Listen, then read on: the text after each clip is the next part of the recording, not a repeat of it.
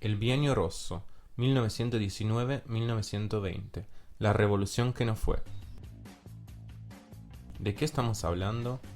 De una serie de agitaciones obreras y populares que a lo largo de 1919 y 1920 pusieron a Italia en las puertas de un levantamiento revolucionario a gran escala. Se trató de un momento preinsurreccional, posterior al cierre de la Primera Guerra Mundial y a la Revolución Rusa. Fue contemporáneo a una ola de insurrecciones en toda Europa, por ejemplo, el espartaquismo en Alemania. Su derrota por mano de la burguesía italiana dio pie al nacimiento y al rápido fortalecimiento del movimiento fascista. Aún más que los partidos políticos, la figura central del Bienio Rosso fueron los consejos de fábrica, en particular de la Fiat de Turín. Epicentro del movimiento fue esta ciudad industrial del norte de Italia, donde Gramsci era referente de los consejos de fábrica locales. El Bienio Rosso antes y más allá de los consejos. Si bien el Bienio Rosso empezó en 1919, las agitaciones obreras habían comenzado mucho antes, estimuladas por el descontento que la guerra provocaba. La Primera Guerra Mundial produce inmensas fuerzas. En primer lugar, si bien por un lado se da un gran aumento de la producción y del PBI, también hay un escenario de pobreza difusa y alta inflación. También se verifica una concientización de masa de los obreros con respecto a su importancia en la sociedad, como soldados al frente o como engranajes de la máquina de guerra en las fábricas, mientras que los campesinos, con el lema Terra ai contadini, vuelven de las trincheras reclamando la reforma agraria que el Estado le ha prometido en cambio de su martirio en el frente. Además, la noticia de la Revolución Rusa de 1917, que se había empezado a difundir entre los soldados en las trincheras, invitando a la deserción y a la rebelión, se presenta ahora como una alternativa concreta y esperanzadora, un ejemplo a seguir, una misión, fare come in Russia.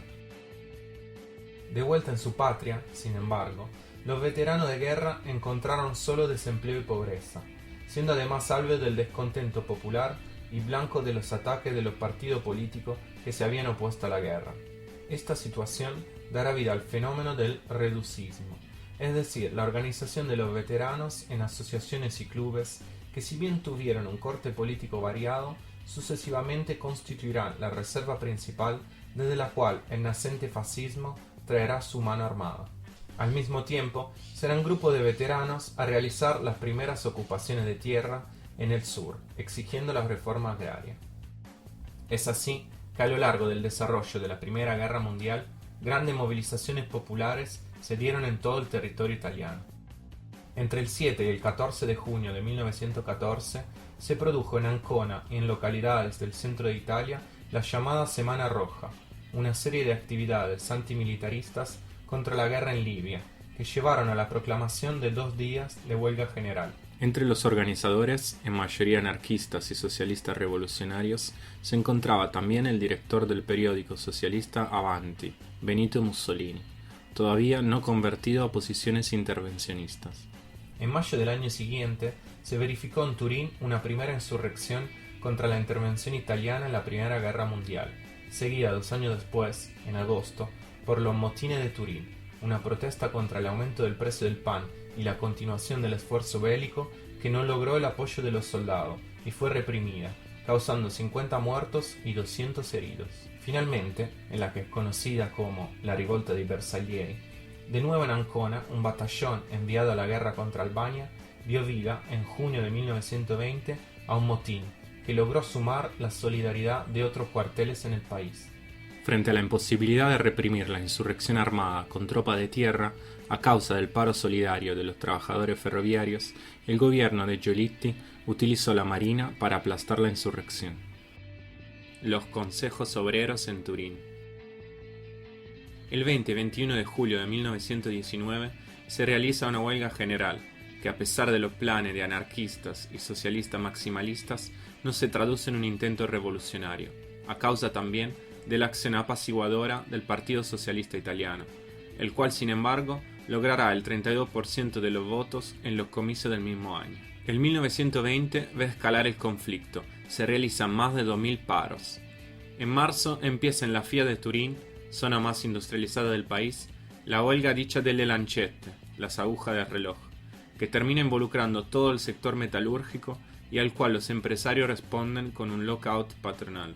En abril los trabajadores turinenses declaran una huelga general para obtener el reconocimiento patronal de los consejos de fábrica, instituciones autogestionarias que se habían desarrollado a partir de las comisiones internas. Sin embargo, el paro no se extiende a otras zonas de Italia a causa de la falta de apoyo del PSI y del sindicato, y esto, sumado al envío de más de 50.000 soldados por parte del gobierno para contener la agitación obrera, determina el fracaso de la misma. Sin embargo, en junio la contratación nacional llevada adelante por la FIOM, el sindicato metalúrgico, que apuntaba, entre otras cosas, a lograr mejoras salariales, termina sin ninguna concesión, y los trabajadores son invitados a practicar la obstrucción, es decir, aplicar a rajatabla la medida de seguridad para ralentizar la producción. En caso de lockout patronal, se ocuparían las fábricas. Efectivamente, en agosto, empresarios de Milán proceden al lockout, y el sindicato responde con la ocupación. El último día del mes, la recién creada Confindustria, la Unión de los Industriales Italianos, extiende la medida a todo el territorio nacional. La revuelta también se expande a nivel nacional, con ocupaciones de tierras y de fábricas, mientras que en Turín se desarrolla el movimiento de los consejos, que organizan la producción en las empresas y las vigilan por medio de las guardias rojas, trabajadores en armas. Sin embargo, en septiembre el movimiento es obligado a abandonar las fábricas, después de la negativa del sindicato y del Partido Socialista a radicalizar el conflicto. Al mismo tiempo, en varios países europeos se verifican insurrecciones parecidas, como la espartaquista guiada por Rosa Luxemburgo en Alemania. ¿Qué piensa respecto a Gramsci? Gramsci es uno de los dirigentes más activos en Turín, epicentro del Bienio Rojo, ciudad donde el diario que dirige, l'Ordine Nuovo, se transforma en el periódico de los consejos de fábrica. En esta fase, influenciado por la experiencia de los soviets en Rusia, considera los consejos la herramienta política adecuada para el proletariado revolucionario, incluso por encima del partido y de las estructuras sindicales tradicionales. Apoya la transformación de las viejas comisiones internas en consejos de fábrica y defiende la consigna todo el poder de la fábrica a los comités de fábrica, todo el poder del Estado a los consejos obreros y campesinos. Los socialistas turinenses, de los cuales Gramsci es figura de referencia junto con Palmiro Togliatti, apoyan el intento insurreccional de 1920, pero se ven derrotados por la línea reformista dominante en el Partido Socialista Italiano.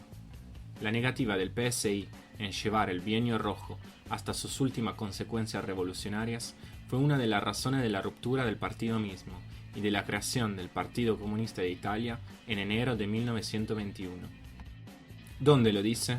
La reflexión de Gramsci alrededor del Bienio Rojo se encuentra vinculada por un lado al debate acerca de los soviets italianos y de la forma que estos podrían adquirir en esa realidad nacional, diferente a la rusa, y por otro a la tarea política de organización de los consejos obreros en la fábrica de Turín. En este sentido, los principales textos a consultar son el informe del Comité Ejecutivo de la Internacional Comunista, el movimiento torinés de los consejos de fábrica, de julio de 1920, y sus artículos para el periódico L'Ordine Nuovo.